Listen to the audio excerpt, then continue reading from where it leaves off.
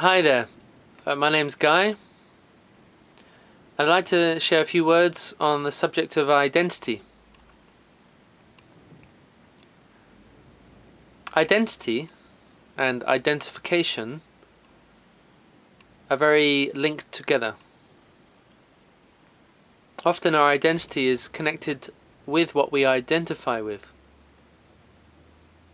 So for example, someone asked me my name, so I'm identifying with the name, with the word form, which was given by my parents, or another spiritual name that I may have. Where am I from? I'm identifying with my country, my place of origin. Where do I work? Identity with my work, my role, what I give into the world.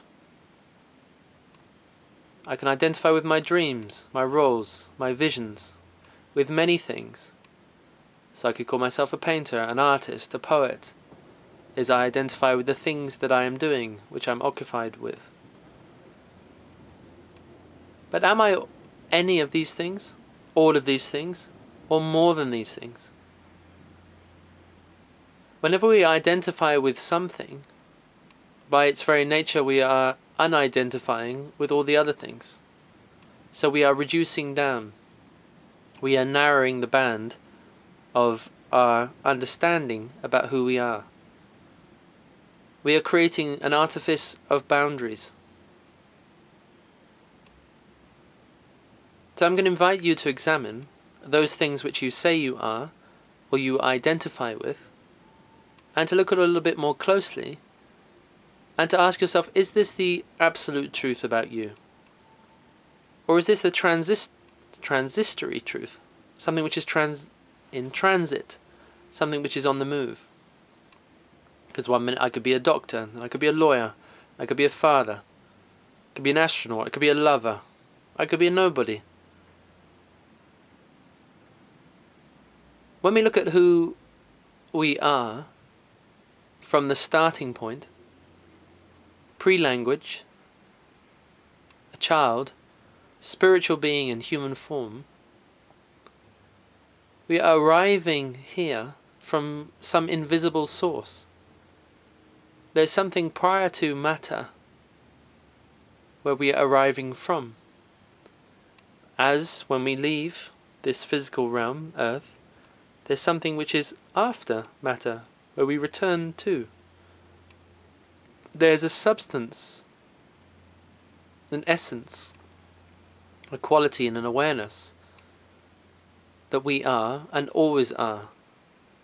Something which has more of a stable structure. The I am that I am and always will be. This you-ness doesn't have so much of a name,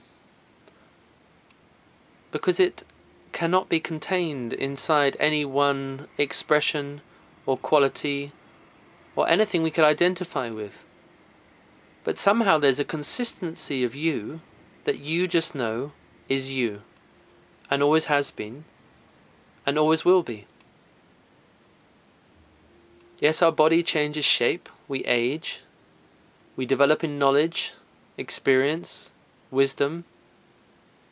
Our emotions color our field of feelings. We have so many nuances and differences that occur through life experience that mark us, that change us, that change our views, our beliefs, our opinions.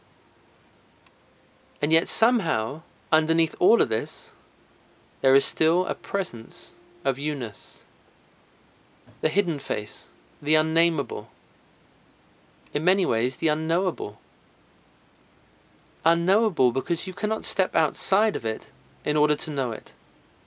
You cannot observe it because you are it.